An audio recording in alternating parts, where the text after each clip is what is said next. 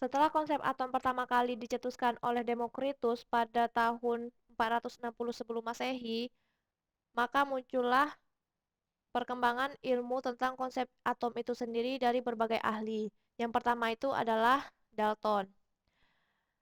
Dalton berpendapat bahwa atom adalah partikel terkecil penyusun materi seperti bola pejal yang tidak dapat terbagi lagi. Secara umum sih sama aja kayak yang Demokritus bilang tentang pengertian atom, yaitu partikel terkecil yang tidak dapat dibagi lagi. Tetapi pada teori atom Dalton ini punya dapat perkembangan ilmu dari yang sebelumnya. Kalau yang sebelumnya kan hanya sekedar pengertian atom itu apa. Tapi sekarang Dalton dapat menjelaskan kelebihan-kelebihannya, yaitu berdasarkan dua hukum, yaitu hukum Lavoisier dan hukum Proust. Kita bahas hukum Lavoisier dulu. Hukum Lavoisier.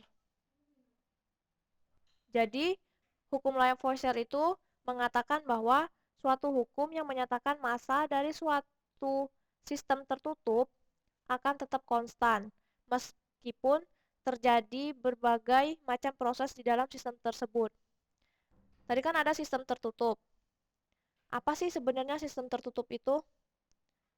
Jadi, sistem tertutup itu adalah massa zat sebelum, kita bilang aja massa zat 0, massa 0 itu sama dengan massa sesudah reaksi. Misalkan kita massa T.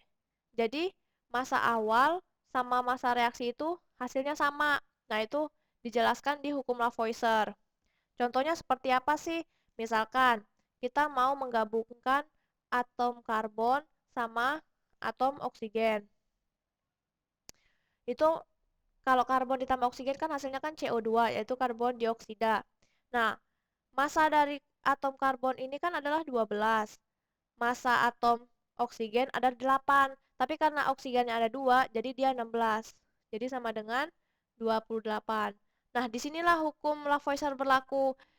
Tadinya 12 ditambah 16, maka hasil akhirnya tetap hasil penjumlahan dari massa sebelumnya, yaitu 28. Jadi di sini massa hukum Lavoisier berlaku, yaitu massa sebelum reaksi sama dengan massa setelah reaksi.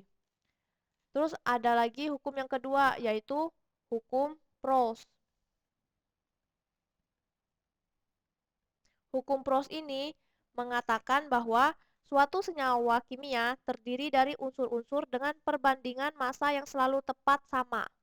Jadi, hukum Proust ini intinya adalah perbandingan massa yang tetap sama.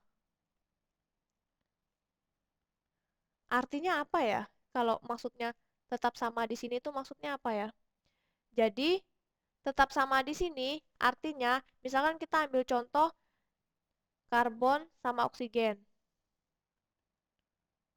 Jadi, kalau kita mau menggabungkan atom karbon sama atom oksigen untuk menjadi CO2, seperti yang di atas tadi, misalkan kita mau menggabungkan C dengan massa 12. Terus massa oksigennya 32. Ya tetap aja kan perbandingannya yaitu sama aja kayak 3:8. Atau misalkan kita mau ngebandingin massa karbonnya 12, terus massa oksigennya 36. Tetap aja kan perbandingannya sama dengan 3:8. Nah, itulah yang dijelaskan oleh oleh Dalton bahwa perbandingan massa itu tetap sama walaupun dengan massa yang berbeda, tetapi perbandingannya tetap sama. Tetapi teori atom Dalton ini tetap mempunyai kekurangan. Kekurangannya apa? Yang pertama, tulis kekurangan. Jadi yang pertama itu dia tidak bisa menjelaskan sifat listrik materi. Sifat listrik materi tidak bisa dijelaskan.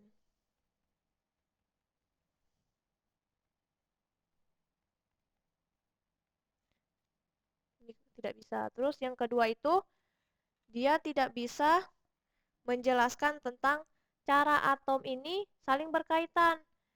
Jadi dia atom bisa atom Dalton ini bisa menjelaskan tentang dia bisa bergabung kan dari atom karbon digabungin sama atom oksigen bisa membentuk senyawa karbon dioksida, tapi dia tidak bisa menjelaskan bagaimana sih cara atom ini saling berkaitan.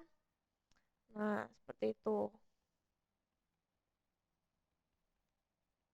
Tidak bisa. Terus yang ketiga ini dia tidak bisa apa lagi ya?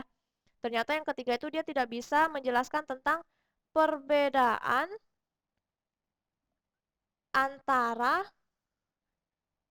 perbedaan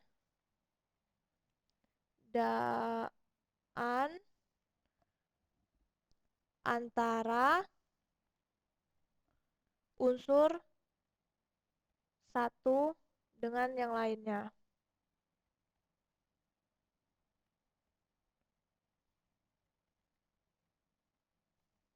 Maka dari itu, teori atom Dalton ini perlu dikembangkan lagi.